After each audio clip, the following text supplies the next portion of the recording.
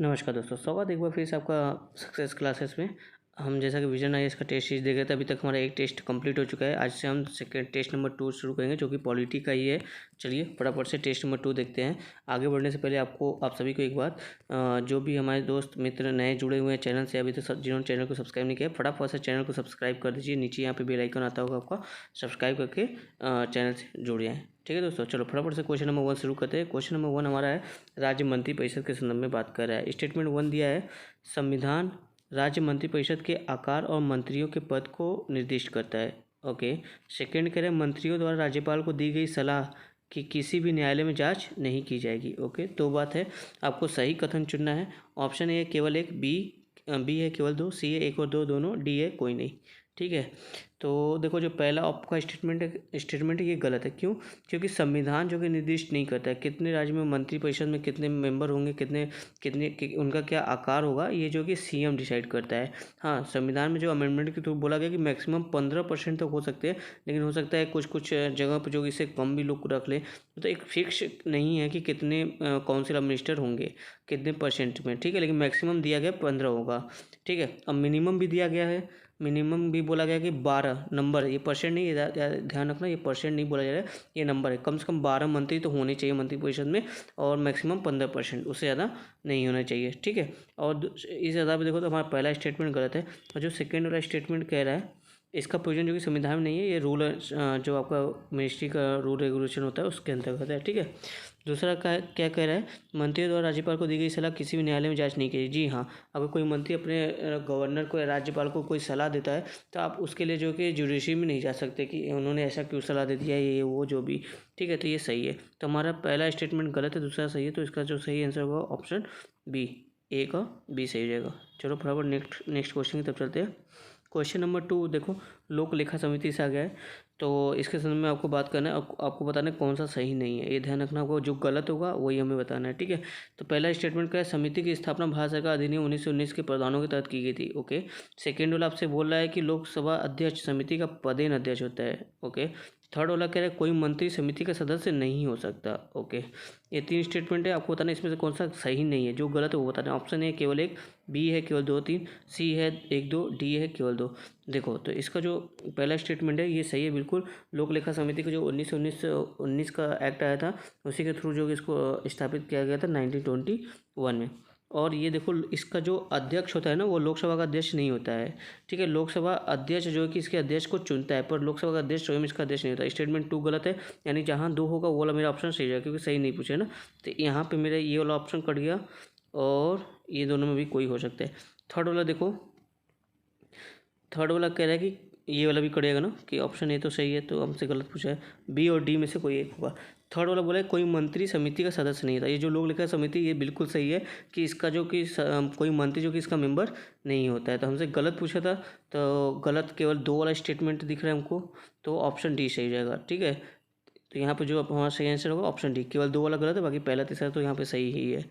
तो लोक लेखा समिति के संबंध में समझो, इसमें जो मेंबर होते हैं वो लोकसभा से 15 मेंबर होते हैं, और राज्यसभा से जो है कि 7 मेंबर होते हैं। टोटल इसमें 22 मेंबर होते हैं, थोड़ा ये भी ध्यान रखना। ठीक है, चलो फटाफट नेक्स्ट क्वेश्चन की तरफ चलते हैं। थर्ड क्वेश्चन हमारा है, भारत के उच्चतम न्यायालय के संदर्भ में, सुप्रीम कोर्ट के बारे में आपसे पूछा है। पहला स्टेटमेंट है, किसी भी पूर्व संवैधानिक संधि से उत्पन्न किसी भी विवाद पर उच्चतम न्यायालय की सलाह राष्ट्रपति के लिए बाध्यकारी नहीं है। देखो यहाँ पे 2 की पॉइंट, एक तो पूर्व संवैधानिक संधि है, और दूसरा बाध्यकारी नहीं है। किस पे? प्रेसिडेंट पे, ये बोला है। सेकंड स्टेटमेंट आपसे कर रहा है, राष्ट्रपति यदि व्यापक महत्व की विधि या तथ्य से संबंधित प्रश्न न्यायालय को संदर्भित करता है, तो न्यायालय को अपनी राय देना अनिवार्य है। ओके, एक्सट्रीम टाइप का क्वेश्चन स्टेटमेंट लग रहा है, फिर भी देखते हैं। आपसे सही पूछ रहे हैं, ऑप्शन ए केवल 1, बी है केवल 2, सी है 1 और 2 दोनों, डी है न तो 1 न तो 2। तो देखो पहला जो स्टेटमेंट है ना, ये जो बोला है कि पूर्व संवैधानिक वाला, देखो यहाँ पे ये एक चीज़ है कि सुप्रीम कोर्ट को एडवाइस देना कंपलसरी है। अगर कोई भी ऐसा विवाद है जो आज़ादी के पूर्व हुआ था, मतलब संधि हुई थी, अब उस पर लेकर आज विवाद आ गया है, तो उस पर जो कि सुप्रीम कोर्ट जो कि प्रेसिडेंट अगर कहेगा मुझे इस पर आपको कुछ एडवाइस चाहिए, तो वहाँ पे सुप्रीम कोर्ट को जो है कि एडवाइस देना कंपलसरी है। पर ये जरूरी नहीं है कि प्रेसिडेंट उनकी बात को माने, तो मतलब ये बाध्यकारी नहीं है। ठीक है, तो जो इस आधार पे देखोगे जो हमारा पहला स्टेटमेंट है सही है, मतलब ये बाध्यकारी नहीं है। अगर राष्ट्रपति चाहे तो उनकी एडवाइस को मान भी सकता है, चाहे तो ना माने। और सेकेंड वाला जो कह रहा है कि राष्ट्रपति जो है कि यदि व्यापक महत्व की विधि या तथ्य से संबंधित प्रश्न न्यायालय को संदर्भित करता है तो न्यायालय अपनी राय देना अनिवार्य। जी नहीं, अगर न्यायालय सुप्रीम कोर्ट चाहे तो वो अपनी राय नहीं देगा, उसकी मर्जी है। अगर वो देना चाहे तो दे सकता है, नहीं देना चाहे तो नहीं दे सकता। उस पर वो बाउंडेशन नहीं है कि आपको देना ही है। तो स्टेटमेंट 1 हमारा सही है, तो ऑप्शन ए केवल सही होता है। बी और सेकंड वाला स्टेटमेंट करते हैं, तो इसका सही आंसर होगा ऑप्शन ए। चलिए नेक्स्ट क्वेश्चन देखते हैं, क्वेश्चन नंबर 4। अच्छा क्वेश्चन था वो। क्वेश्चन नंबर 4 आपसे कह रहा है केंद्रीय मंत्रियों के संदर्भ में निम्नलिखित कथनों पर विचार करें। सेंट्रल मिनिस्ट्री के हिसाब से कोई भी व्यक्ति संसद का सदस्य बने बिना मंत्री नहीं बन सकता। ओके। सेकंड स्टेटमेंट कह रहा है संविधान में मंत्रियों के वेतन और भत्तों का उल्लेख किया गया है। ओके। आपको इसमें से कौन सा सही है ये चुनना है। ऑप्शन ए केवल एक, बी है केवल दो, सी है एक और दो दोनों, डी है न तो एक न तो दो। देखो पहला स्टेटमेंट बोला कि कोई भी व्यक्ति जो कि संसद मतलब एमपी बने बिना जो कि मंत्री नहीं बन सकता, ये गलत है। कोई भी व्यक्ति जो कि मंत्री बन सकता है, पर कितने तक देर तक, मैक्सिमम 6 माह तक। 6 माह के भीतर उसे जो कि इलेक्शन जितना होता है वहाँ से जो कि नॉमिनेट होके आना पड़ता है किसी रीजन से। तो यहाँ पे बन सकता है, लेकिन 6 माह तक बन सकता है, 6 महीने से ज़्यादा नहीं कि बन सकता है। यहाँ पे बोला कि नहीं बन सकता, ये गलत हो गया हमारा स्टेटमेंट इस आधार पर। पहला स्टेटमेंट। सेकंड स्टेटमेंट क्या गया, संविधान में मंत्रियों के वेतन भत्तों का उल्लेख किया गया। जी नहीं, मंत्रियों का जो वेतन वेतन और भत्ता है, ये जो कि रूल रेगुलेशन के थ्रू निर्देश किया गया संविधान में, इसका मतलब संविधान स्वयं इसका जिक्र नहीं करता है। तो ऑप्शन 2 भी गलत है, तो हमारा सही आंसर हो जाएगा न तो एक न तो दो। क्वेश्चन नंबर 5 की तरफ चलते हैं। क्वेश्चन नंबर 5 हमारा जो कि राज्यसभा के सभापति के रूप में उपराष्ट्रपति की भूमिका से संबंधित है। ठीक है, इसके बारे में बात कर रहे हैं। आपको बताना है, आपका स्टेटमेंट 1 है वह राज्यसभा से संबंधित सभी मामलों के लिए, ये ध्यान रखना सभी बोल रहा है, सभी मामलों के लिए संविधान और प्रक्रिया के नियमों के निर्वचन हेतु अंतिम प्राधिकारी होता है, मतलब लास्ट अथॉरिटी होता है कोई भी संविधान संबंधी प्रक्रिया है उसके लिए। ओके। सेकेंड स्टेटमेंट का उनके निर्णय जो भी वो अपने निर्णय पूर्व के दिए होते हैं वो पूर्व उदाहरण मतलब पूर्व में उदाहरण बन जाते हैं, जो कि बाध्यकारी प्रकृति के होते हैं, मतलब बाइंडिंग होते हैं। उनके जो भी निर्णय होते हैं वो बाइंडिंग होते हैं, ऐसा बोला जा रहा है। थर्ड कह रहा है वह दल बदल के आधार पर राज्यसभा के किसी भी सदस्य के बारे में यह निर्णय करता है कि वह निरह है या नहीं, मतलब वो मतलब दोषी है या नहीं। ठीक है, वो योग्य है कि नहीं, दल बदल के आधार पर वो बताते हैं, मतलब वही बताते हैं। ये थर्ड स्टेटमेंट करा है। ऑप्शन ए आपका केवल एक, बी है केवल 2 और 3, सी है 1 और 3, डी है 1 2 3। देखो तो यहाँ पे जो पहला स्टेटमेंट है वो बिल्कुल आपका सही है कि जो राज्यसभा का सभापति होता है यानी उपराष्ट्रपति, वही जो कि राज्यसभा संबंधी जो भी प्रक्रिया नियम होता है, ठीक है, उसके निर्वचन तो लास्ट अथॉरिटी होता है। तो ये सही है। तो हमारा जहाँ एक ऑप्शन नहीं है उसको हम कट कर सकते हैं, ऑप्शन बी हमारा एलिमिनेट हो जाएगा, बच्चा ए सी और डी। ठीक है। सेकेंड देखो उनके भी निर्णय पूर्वोदाहरण बन जाते हैं जो बाध्यकारी प्रकृति का। जी हाँ, वो जो भी निर्णय देते हैं वो आगे के लिए जो कि उदाहरण के रूप में हो जाते हैं, और जो कि वो जो कि सभी मेंबर पे बाइंडिंग होते हैं। ठीक है, तो 1 और 2 भी सही है। तो हमारा जो सही ऑप्शन बचेगा ये कट गया, ये कट गया। देखते हैं थर्ड वाले पे, अब देखते हैं क्या थर्ड वाला का सही होता है। मेरा डी सही होगा, नहीं तो एक सही होगा। ठीक है, ऑप्शन के हिसाब से वह दल बदल के आधार पर राज्यसभा के किसी सदस्य के बारे में निर्णय कर सकता है कि वह निर्णय या नहीं। जी हाँ, ये जो कि अथॉरिटी जो कि उपराष्ट्रपति के पास ही है कि दल बदल जो एक्ट बना था हमारा, उसी के थ्रू जो कि वो लास्ट निर्णय लेता है कि ये मेंबर या एमपी जो है ये जो कि योग्य है कि नहीं। ठीक है, और यही काम जो कि राज्यसभा में कौन करता है, स्पीकर करते हैं। अरे लोकसभा में कौन करता है, स्पीकर करता है। राज्यसभा में जो कि उपराष्ट्रपति जो है सभापति है वो करते हैं। तो हमारे इस आधार पर देखोगे तो अब तीनों स्टेटमेंट सही है, तो इसका जो सही आंसर होगा ऑप्शन डी जो कि सही होगा। चलते हैं फटाफट से नेक्स्ट क्वेश्चन की तरफ। क्वेश्चन नंबर 6 है आपका लोकसभा अध्यक्ष की शक्तियों और कर्तव्यों का स्रोत है। ठीक है, स्पीकर के बारे में बात कर रहे हैं, उनके शक्ति और कर्तव्य के क्या स्रोत है। स्टेटमेंट 1 है भारत का संविधान, सेकंड है लोकसभा की प्रक्रिया और कार्य संचार नियम, थर्ड है संसदीय परंपराएं। तो आप देखोगे आपको सही उत्तर चुनना है। ऑप्शन ए केवल 1, बी है केवल 2, सी है 2 और 3, डी है सभी। तो यहाँ पर देखो ये जो तीनों दिया ना, ये तीनों जो कि लोकसभा अध्यक्ष के शक्तियों का स्रोत है, तीनों में कहीं ना कहीं लोकसभा के पावर और ड्यूटी के बारे में बात की गई है। तो आपको ये तीनों स्टेटमेंट सही होता है, ऑप्शन डी। क्वेश्चन नंबर 7 देखते हैं। क्वेश्चन नंबर 7 कह रहा है भारत के कीटनाशक, ये देखो करंट का क्वेश्चन है आपका, भारत के कीटनाशकों के संदर्भ में बात करना है। स्टेटमेंट 1 कह रहा है भारत में कीटनाशकों का विनियमन कीटनाशक अधिनियम 1968 के तहत किया जाता है। ओके। क्वेश्चन स्टेटमेंट नंबर 2 कह रहा है रसायन और उर्वरक मंत्रालय द्वारा कीटनाशकों के उपयोग पर प्रतिबंध आरोपित होता है। Okay. Chemical and fertiliser ministry के थ्रू। ओके। थर्ड कह रहा है स्टेटमेंट भारत में कीटनाशकों का विज्ञापन और प्रचार नहीं किया जा सकता। ओके, देखो जो पहला स्टेटमेंट है ये बिल्कुल सही है कि भारत में कीटनाशकों का विनिमय जो कि विनिमय कीटनाशक अधिनियम 1968 के थ्रू ही किया जाता है। तो जहाँ पहला नहीं वो काट दो आप, ऑप्शन सी है मेरा कर गया। ठीक है, और जो सेकंड कह रहा है कि ये जो कि केमिकल एंड फर्टिलाइजर मिनिस्ट्री के अंतर्गत आता है, इससे इस पर जो कि हमको अगर रिस्ट्रिक्शन लगाना है, प्रतिबंध लगाना है, तो ये गलत है। ये जो मिनिस्ट्री ऑफ एग्रीकल्चर जो है, एग्रीकल्चर एंड फार्मर, उसके अंतर्गत ये जो कि आता है कि हाँ कौन से कीटनाशक को बैन करना है, क्या करना है। ठीक है, तो हमारा 2 वाला स्टेटमेंट गलत है, तो ये वाला ऑप्शन कट जाएगा बच्चा। थर्ड वाला देखो क्या कह रहा है, भारत में कीटनाशकों का विज्ञापन और प्रचार नहीं किया जा सकता। ऐसा नहीं है। आप देखोगे भारत में जो कि कीटनाशकों का प्रचार होता है, बहुत सारे टीवी ऐड में जो कि बहुत सारे पेस्टिसाइड का ऐड वगैरह आता रहता है। ठीक है, ये थोड़ा सा ध्यान भी दोगे तो आपको ध्यान में आ जाएगा कि नहीं ऐसे भारत में तो है। लेकिन हाँ कई जगह जो है कि आप देखोगे बैन है। क्यों बैन है? उनका एडवर्टीजमेंट नहीं किया था, क्योंकि क्या होता है कि उसमें जो कि हानिकारक केमिकल का यूज होता है, जिससे वो उस केमिकल से जो कि बहुत हार्मफुल होता है किसान भाइयों के लिए, अगर वो सावधानी से एकदम उसको यूज ना करे तो इसीलिए जो कई जगह जो इसको बैन किया गया, उसका एडवर्टीजमेंट उतने बड़े स्तर पर नहीं होता है, छोटे छोटे लेवल पर होता है, पर बड़े स्तर पर नहीं, जैसे टीवी के थ्रू नहीं होता है। तो उस आधार पर कह सकते हो तो कि थर्ड वाला हमारा गलत है भारत में, जबकि ये होता है। तो ऑप्शन ए वाला सही हो जाएगा, बी भी गलत हो जाएगा हमारा। ऑप्शन ए यानी केवल एक वाला इसमें स्टेटमेंट सही है। और ये ध्यान रखा, मिनिस्ट्री ऑफ एग्रीकल्चर इसको जो कि बैन ऑन करता है। ठीक है, क्वेश्चन नंबर 8 की तरफ चलते हैं। क्वेश्चन नंबर 8 हमारा देखो, कुछ आपको इकोनॉमिक्स की फीलिंग आएगी इस क्वेश्चन में। समेकित ऋण शोधन निधि, कॉन्सोलिडेटेड सिंकिंग फंड, CSF की बात करें। ठीक है, CSF कॉन्सोलिडेटेड सिंकिंग फंड निम्नलिखित कथनों पर विचार करें। इसके संदर्भ में आपको निम्न कथनों पर विचार करना है। तो देखो पहला स्टेटमेंट इसमें दिया गया, यह RBI के साथ राज्यों द्वारा अपनी देनदारियों के पुनर्भुगतान के लिए एक बफर के रूप में बनाई गई आरक्षित निधि है। ठीक है, सेकंड स्टेटमेंट बोला ये जो फंड है एक आरक्षित निधि है जो कि RBI और राज्यों के देनदारियों के साथ इसको बनाया गया है। सेकंड स्टेटमेंट कह रहा है यह निधि लोक लेखे में अनुरक्षित रहती है और इसका उपयोग ऋण के मोचन के अतिरिक्त किसी अन्य उद्देश्य के लिए नहीं किया जाता, यानी ऋण के मोचन होता है ऋण लेने के लिए। ठीक है, तो इसका जो पहला स्टेटमेंट ये सही है बिल्कुल। इसे RBI के साथ जो है कि बनाया गया था राज्यों को अपनी जो उनकी देनदारियां हैं उसके भुगतान के लिए, मतलब जो राज्य ने कर्ज लिया है उसका भुगतान करने के लिए ये फंड बनाया गया था। ठीक है, और इसको जो कि लोक आप देखोगे इस निधि को जो कि लोक लेखा में ही रखा जाता है, और ये इसको जो कि जो राज्य ऋण लेते हैं उसके अलावा कहीं और इसका उपयोग नहीं किया जाता है। तो आपका दोनों स्टेटमेंट सही है। थोड़ा सा इसको समझो, जो आपका कॉन्सोलिडेटेड सिंकिंग फंड है इसको जो कि RBI ने बनाया था। कब बनाया था? 1999 में बनाया था, और 2000 के बीच में कह लो बनाया था। इस किस लिए बनाया था? ताकि राज्य जो कि आसानी से ऋण ले सके, और उनके पास पैसों की कमी हो गई है। ठीक है, तो ये इसके लिए बनाया गया था, और इसका उपयोग जो कि ऋण लेने के लिए किया जाएगा, कहीं और इसका उपयोग किसी और काम के लिए नहीं किया जा सकता। तो 8वां जो हमारा सही स्टेटमेंट नंबर सी, अरे ऑप्शन नंबर सी, एक और 2 दोनों सही है।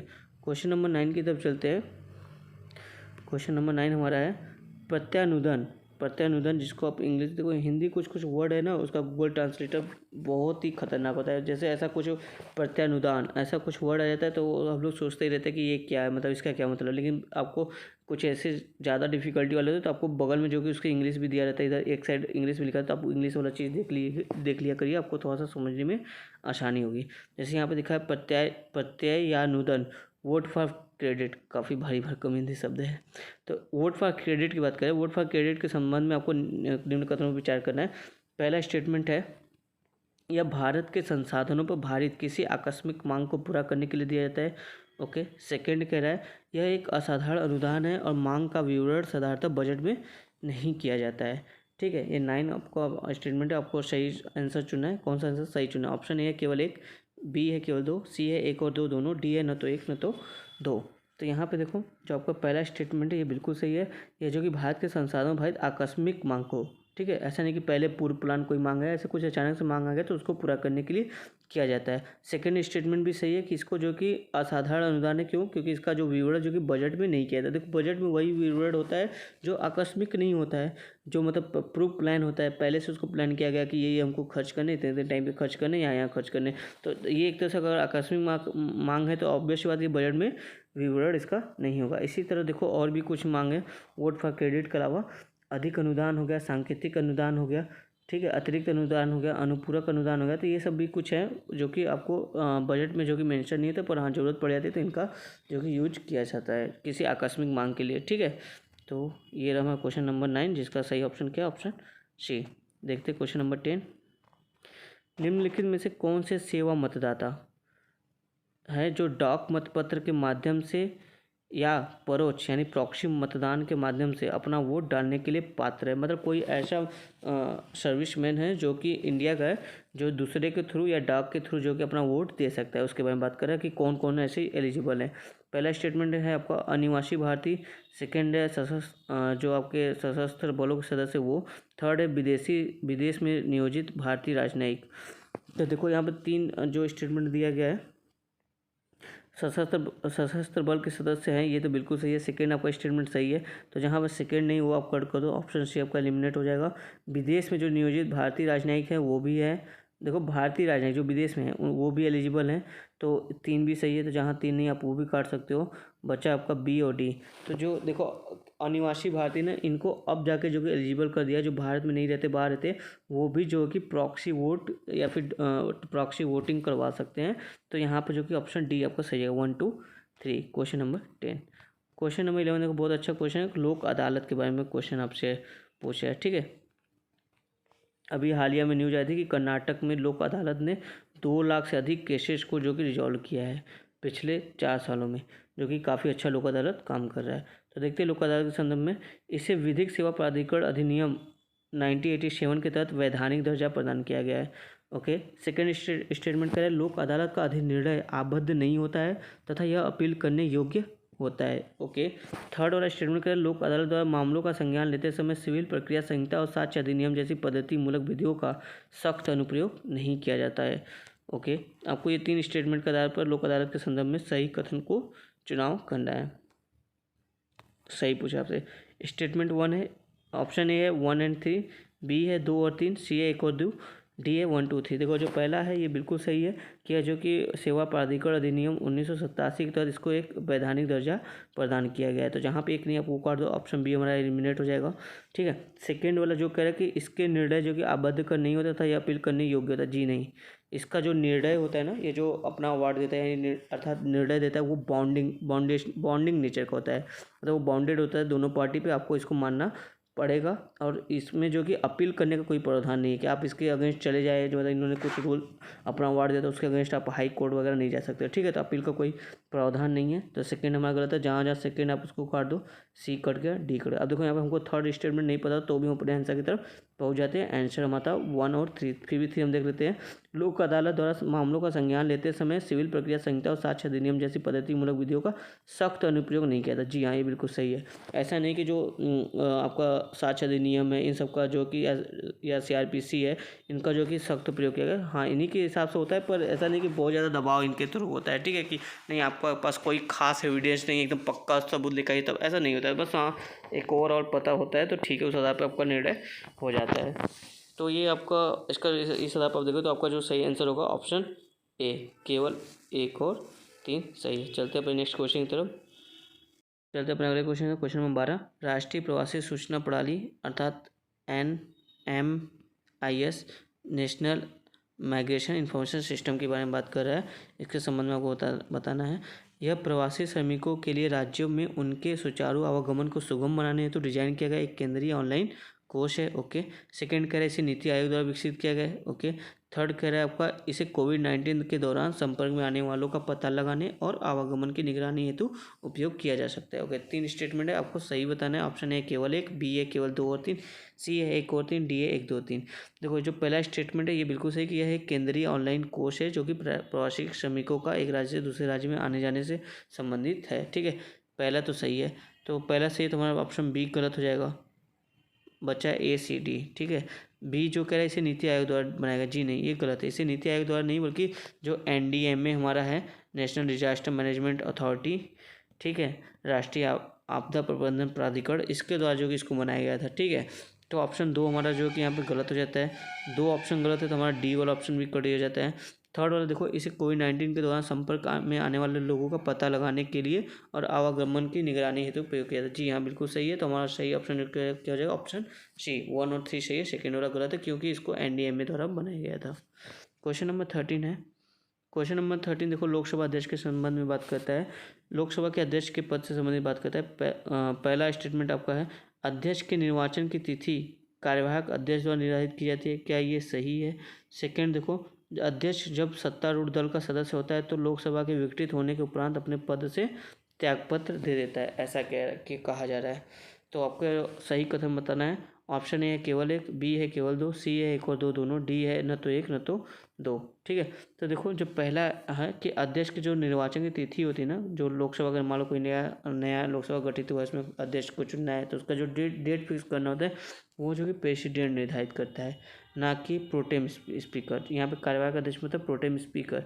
प्रोटेम स्पीकर नहीं करता है, वो कौन करता है? प्रेसिडेंट निर्धारित करता है। एक ऑप्शन हमारा गलत है, तो ये गलत हो गया, ये भी गलत हो गया।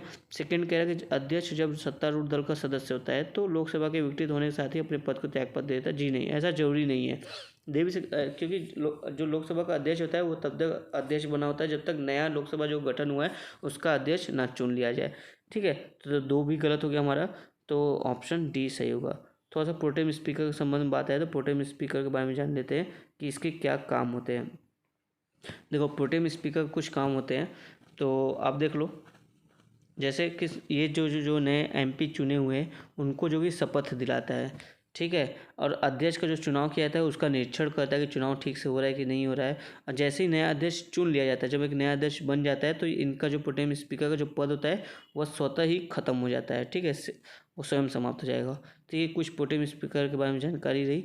आगे चलते हैं अपने नेक्स्ट क्वेश्चन। तो क्वेश्चन नंबर 14 है, जुडिशरी से संबंधित क्वेश्चन आपका ये है। कह रहा है, न्यायपालिका को स्वतंत्रता प्रदान करने हेतु संविधान द्वारा उच्चतम न्यायालय एवं उच्च न्यायालयों के न्यायाधीशों को हटाना अत्यंत कठिन है। इस संदर्भ में निम्नलिखित कथन, निम्न में से कौन से कथन सही है? आपसे सही कथन पूछ रहा है।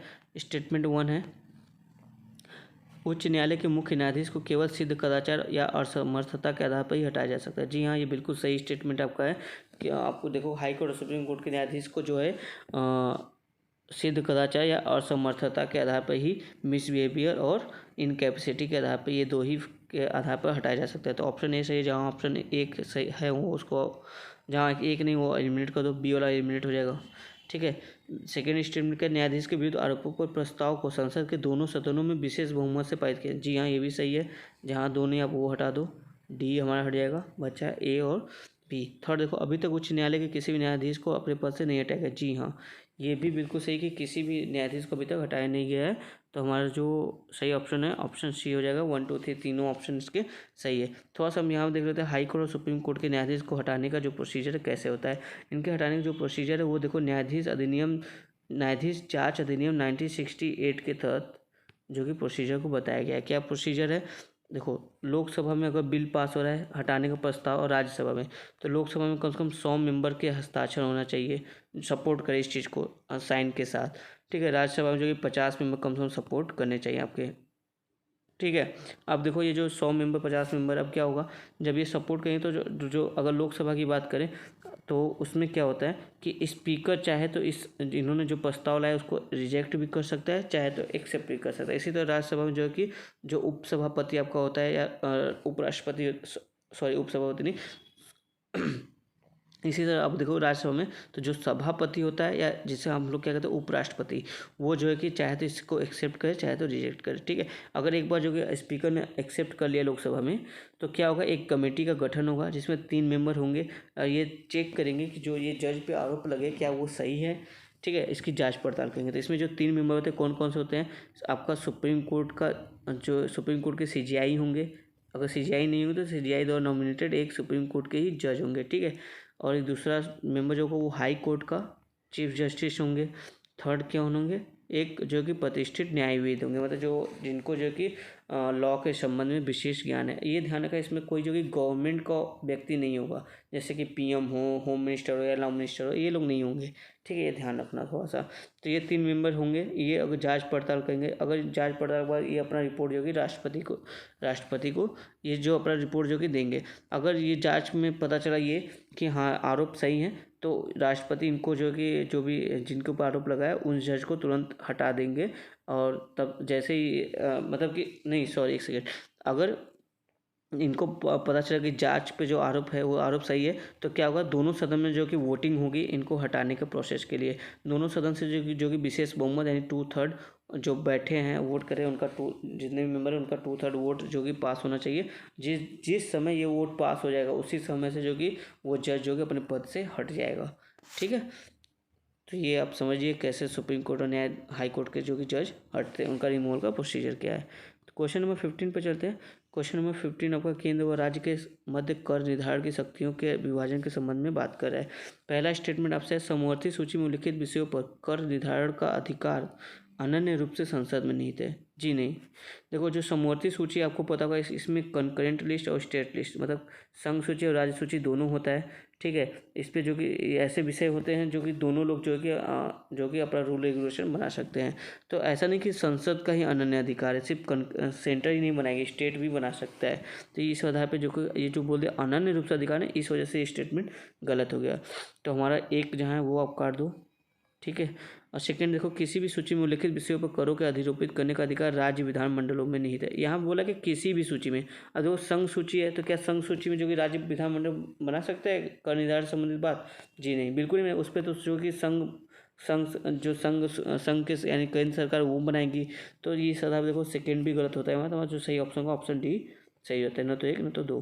क्वेश्चन नंबर 16 की तरफ चलते हैं। देखो करंट का क्वेश्चन आ गया। ये कुछ प्रजाति समूह के नाम दिए गए, कुछ देश दिए, आपको सही मैचिंग करना है। उइगर समूह पूछा है, क्या ये चीन से संबंधित है? ओरोमो क्या इराक से संबंधित है? कुर्द क्या इथियोपिया से संबंधित है?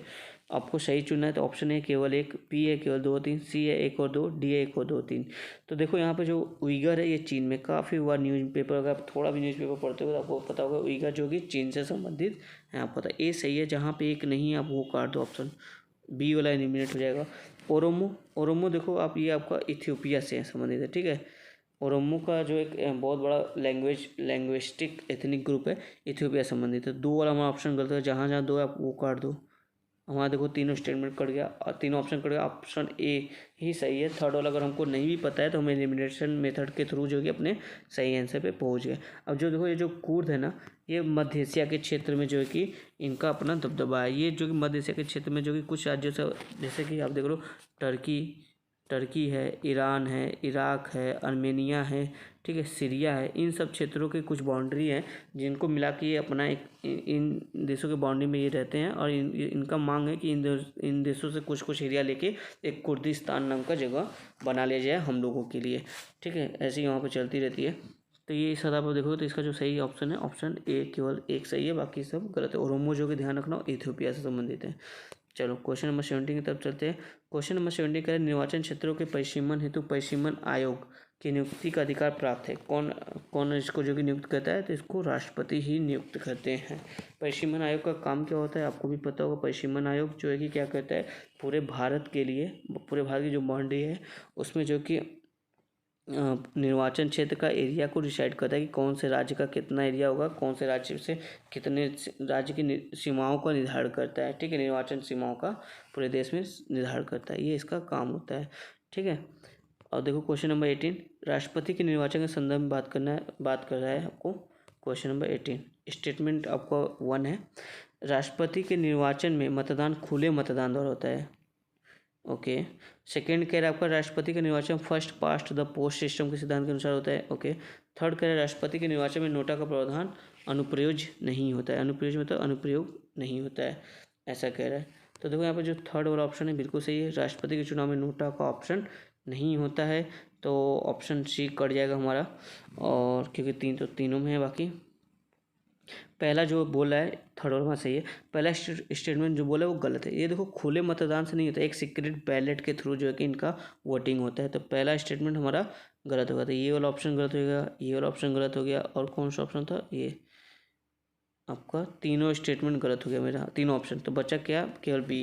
केवल एक स्टेटमेंट के पता होने से हम अपने सही आंसर पे पहुंच गए। अगर आप देखो, अगर आपको दो स्टेटमेंट ये वाला और ये वाला पता है तो सेकंड अगर आपको नहीं पता फिर भी आप सही आंसर कर सकते हो। तो एलिमिनेशन मेथड का यही फ़ायदा होता है, आप हमेशा जो कि क्वेश्चन में एलिमिनेशन मेथड का प्रयोग करते रहते। फिर भी देखते रहते हैं सेकंड बोला राष्ट्रपति का निर्वाचन first past the post system से होगा। जी नहीं, first past the post system का मतलब क्या होता है, जैसे मान लो अगर 3 कैंडिडेट हैं A B C और टोटल वोटों की संख्या कितनी है, 100 है, ठीक है। अब हो सकता है A ने जो कि 25 वोट पा लिए, B ने 20 वोट पा लिया, C ने मान लो 15 वोट पा लिया। तो इस आधार पर देखोगे तो जो A है इसने सबसे ज़्यादा वोट पाए तो विजयी ये होता है। जैसे जनरल आप इलेक्शन में आप देखते हो, जैसे ग्राम पंचायत प्रधान का जो चुनाव होता है आप देखते होगे, ऐसे ही होता है, ठीक है। तो अब यहाँ पे बोला जिसने ज़्यादा वोट पाया वो जीत गया। लेकिन अगर आप देखोगे रेशियो तो 25% लोग तो बोल रहे हैं कि ए जीतना चाहिए, लेकिन 75% लोग जो कि ए को वोट नहीं किए थे। तो इसका मतलब 75% लोग जो चाहते हैं कि ए को वोट ना मिले, वो नहीं चाहते कि ये राष्ट्रपति बने। तो इस तरह से देखो तो एक बड़ी मेजोरिटी जो कि इनको वोट नहीं कर रही है। तो इसलिए जो कि राष्ट्रपति का चुनाव जो फर्स्ट पास्ट पोस्ट सिस्टम के आधार पर नहीं होता है, बल्कि एक आनुपातिक प्रतिनिधित्व के आधार पर होता है, ठीक है, जिसमें कम से कम 50% प्लस 1 वोट प्राप्त करना कंपलसरी होता है। इतना वोट अगर मिलेगा तभी कोई राष्ट्रपति का पद धारण करेगा, ठीक है।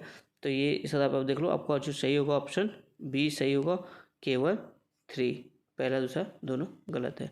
चलते हैं नेक्स्ट क्वेश्चन। तो क्वेश्चन नंबर 19 आपका है, भारतीय संविधान ने लोकसभा और विधानसभाओं के सदस्यों के निर्वाचन हेतु आनुपातिक प्रतिनिधित्व की पद्धति को अंगीकार नहीं किया है, क्योंकि जैसे अभी मैंने आपको बताया आनुपातिक प्रतिनिधित्व की पद्धति, अब बताना आपको कि भारतीय संविधान ने इसको क्यों नहीं अंगीकार किया, किसमें, लोकसभा विधानसभा के चुनाव के लिए। पहला है मतदाताओं के लिए पद्धति की जटिलता को समझना कठिन है, ओके। सेकंड कह रहे भारत में बहुल राजनीतिक दल सरकार में अस्थिरता उत्पन्न हो जाएगी इससे। थर्ड करें यह दलगत पद्धति के महत्व को कम करता है, ओके। देखो यहाँ पे देखो 3 स्टेटमेंट देगा, आपको बताना क्यों नहीं किया गया है। पहला ऑप्शन है केवल 1, बी है केवल 1 और 3, डी है, सी है 1 और 2, डी है 1 2 3। तो यहाँ पे देखो जो पहला का आप स्टेटमेंट पढ़ोगे तो ये बिल्कुल सही है कि हम लोगों ने इसको इसीलिए नहीं लिया अनुपातिक प्रतिनिधित्व, क्योंकि ये समझना थोड़ा सा हम लोग के लिए कठिन है। मतलब उस समय की भारत की अगर आप शिक्षा देखो, जब आज़ादी और जब कॉन्स्टिट्यूशन बन रहा था तो उस टाइम उतना शिक्षा स्तर अच्छा था नहीं। सब लोग जो कि लॉ के संबंध में अगर आप देखोगे आज भी शिक्षा स्तर उतना अच्छा नहीं है। बहुत से लोग पढ़े लिखे पर लॉ के लिए उनको आप देखोगे उतनी नॉलेज नहीं है लॉ कॉन्स्टिट्यूशन संबंधित चीज़ों के लिए, ठीक है। तो इसलिए जो कि इसको नहीं अपनाया गया था लोकसभा के चुनाव के और विधानसभा के चुनाव के लिए। सेकेंड क्या है, भारत में बहु राजनीतिक दल सरकार में अस्थिरता उत्पन्न होगी, ठीक है। ये हमारा आपका जो है सेकेंड स्टेटमेंट कह रहा है। तो जी हाँ, ये भी सही है कि इससे जो कि राजनीतिक दल सरकार में बहु राजनीतिक दल गठबंधन की सरकार बनती थी, तो इससे जो कि आपकी अस्थिरता जो कि उत्पन्न हो जाएगी। थर्ड क्या करें, यह दलगत पद्धति में महत्व को कम करेगा। जी नहीं, दलगत पद्धति के महत्व को कम नहीं। आप थोड़ा सा समझो, पहले 1 मिनट आप समझोगे यहाँ पे तो आपको समझ। अनुपातिक प्रतिनिधित्व का क्या मतलब होता है, अगर लोकसभा या विधानसभा चुनाव हो रहा है तो इसमें क्या होता है, पार्टी की मेजोरिटी हो जाती है, मतलब पार्टी का महत्व बढ़ जाता है। कैसे, मान लो 2 पार्टी ए और बी, जैसे आप देखो अमेरिका में यूके में 2 ही 3 पार्टियां चुनाव लड़ती हैं, ठीक है। तो ए और बी 2 पार्टी हैं जो कि चुनाव लड़ रही है, ठीक है।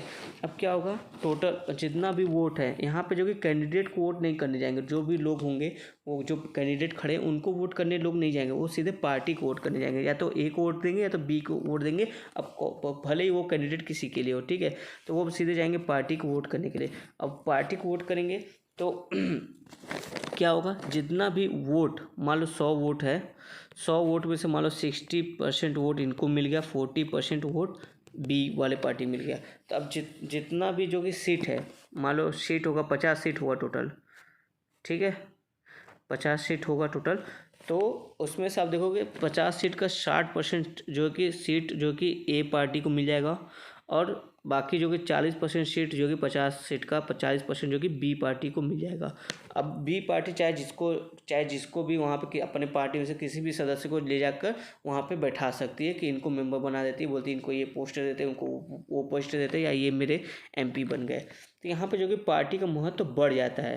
तो यहाँ पे बोला कि दलगत पद्धति के महत्व कम है। जी नहीं, दलगत जो पद्धति होती है वो बढ़ जाता है। तो थर्ड वाला स्टेटमेंट गलत है।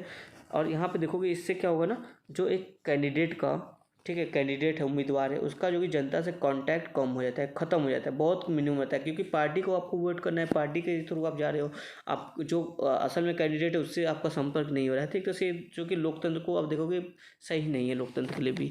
तो इस तरह से आप देखो 3 गलत है आपका, पहला दूसरा सही है, तो 3 गलत है, ये हमारा गलत है, ये गलत होगा, सी वाला ऑप्शन सही होगा। ठीक है, उम्मीद आपको समझ में आएगा। क्वेश्चन नंबर 20 की तरफ चलते हैं।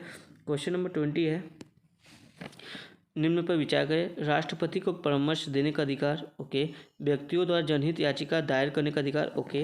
रिट जारी करने का अधिकार, ठीक है, ये 3 बातें की गई है। फिर बोला उपयुक्त में से कौन से अधिकार उच्चतम न्यायालय में निहित है लेकिन उच्च न्यायालय में निहित नहीं है, मतलब ये कौन से अधिकार जो हाई कोर्ट सुप्रीम कोर्ट को दिए गए पर हाई कोर्ट को नहीं दिए गए। देखो यहाँ पर जो राष्ट्रपति को परामर्श देने का अधिकार ये सिर्फ और सिर्फ किसको है, सुप्रीम कोर्ट को है। ठीक है, हाई कोर्ट को नहीं है। तो एक वाला ऑप्शन जहाँ है वो हमारा गलत है, तो पहला स्टेटमेंट गलत है, तो ऑप्शन बी कट गया, सी कट गया, डी कट गया। देखो केवल एक ही स्टेटमेंट आपको पता है तो आपको अपने आप 2-3 देखने की जरूरत नहीं पड़ी, आप अपने आंसर की तरफ पहुंच गए। ये फ़ायदा होता है एलिमिनेशन मेथड का। फिर भी हम सेकंड देख रहे थे जी हाँ, पीआईएल जो कि दायर करने का अधिकार जो कि हाई कोर्ट और सुप्रीम कोर्ट दोनों को है। रिट जारी करने का भी अधिकार हाई कोर्ट और सुप्रीम कोर्ट दोनों को है। तो हमारा सही आंसर होगा क्या, ऑप्शन ए 2 और 3। चलते हैं अपने नेक्स्ट क्वेश्चन की तरफ। Question number 21।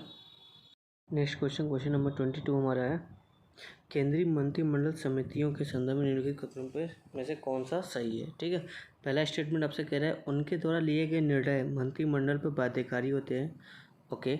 सेकंड कह रहा है उनके सदस्यों को केवल कैबिनेट मंत्रियों में से ही नियुक्त किया जा सकता है, ओके। देखो यहाँ पे जो केंद्रीय मंत्रिमंडल समिति होती है ना, ठीक है, ये 2 तरह की होती है, एक तो स्थायी होती है, एक तदर्थ होती है। जो तदर्थ समिति होती है वो जो कि उनको जो कि समय की अगर कुछ ऐसी आवश्यकता पड़ जाती है किसी चीज़ के लिए तो उस पर कमेटी बनाई जाती है।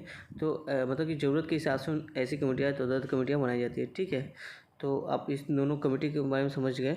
अब चलते हैं स्टेटमेंट के हिसाब से। ठीक है, तो बोल रहा है उनके द्वारा उनके सदस्यों को, सेकेंड स्टेटमेंट का देखते हैं कि उनके सदस्यों को केवल कैबिनेट मंत्रियों में से नियुक्त किया जा सकता है। जी नहीं, ऐसा नहीं है। अगर कोई केंद्रीय मंत्रिमंडल, जरूरी नहीं कि केवल कैबिनेट मंत्री से उसके सदस्य नियुक्त हो सकता है, मतलब कि अगर पीएम जो कि इसके अध्यक्ष होते हैं केंद्रीय मंत्रिमंडल के, पीएम अगर चाहें, उनको लगता है कोई बाहर का व्यक्ति है जो विशेषज्ञ इस क्षेत्र के बारे में जिस विषय पर जो कि कमेटी का गठन करना है, तो वो उनको भी जो कि इसमें शामिल कर सकते हैं। तो सेकेंड हमारा गलत हो गया, तो बी गलत है, सी गलत है। और पहला स्टेटमेंट देखो कि उनके ये जो कमेटी अगर जो निर्णय लेती है उसका निर्णय जो कि मंत्रिमंडल पर बाध्यकारी होता है।